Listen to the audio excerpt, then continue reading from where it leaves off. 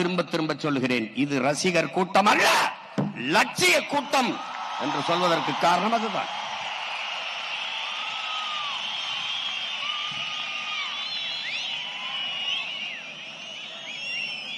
இங்கே திரை கவர்ச்சியா, இன எழுச்சியா?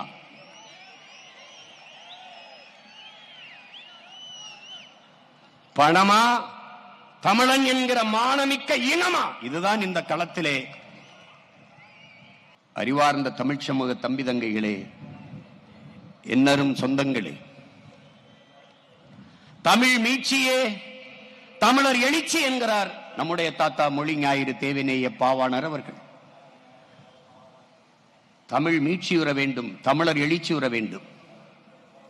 அப்படி என்றால் தமிழன் ஆளும்போதுதான் தமிழ் மீளும்.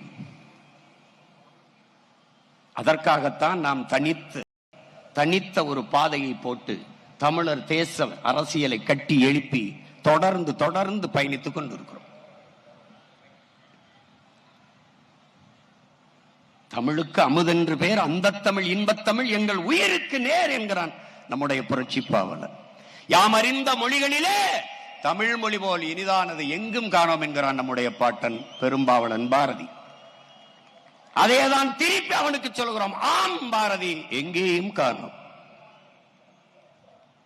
தாயை தொலைத்த பிள்ளைகள் உலகில் எல்லாரும் அவனவன் தாய்மொழியில் பேசிக் கொண்டிருக்கிறான். நாம் அந்த மொழிகளின் தாய்மொழியில் பேசிக் கொண்டிருக்கிறோம். அந்த திமிர், அந்த பெருமிதம், ஆகச் சிறந்த இலக்கிய வளமையை கொண்ட ஒரு மொழி தமிழ். நன்கு கட்டமைக்கப்பட்ட உலக மொழிகளில் முதன்மையான மொழி தமிழ். சீர், சந்தம், யாப்பு, அசை, தொடை என்று நன்கு கட்டமைக்கப்பட்ட மொழி தமிழ். ஆங்கிலம் இறைமகன் இயேசு பிறந்த 500 ஆண்டுகளுக்கு பிறகு வந்தது ஆங்கிலம். ஆனால் 5000 ஆண்டுகளுக்கு முன்பே தமிழனின் தொன்மை இலக்கண நூலான தொல்காப்பியம் இருக்கிறது என்றால் எவ்வளவு தொன்மையான ஒரு மொழியின் பிள்ளைகள் நாம் என்பதை அறிவு சமூகம் அறிய வேண்டும்.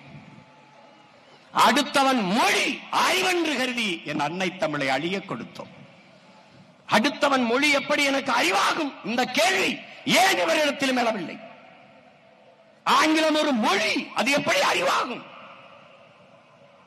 எப்படி அறிவாகும்?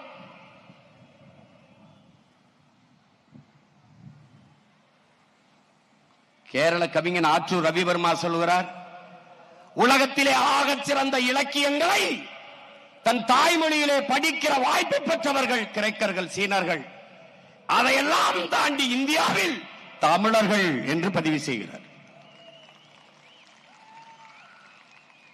அந்த தமிழ் மொழி என் தாய்மொழி, மலையாளத்தின் தாய்மொழி என்பதில் எனக்கு பெருமை என்று பதிவு செய்கிறார்.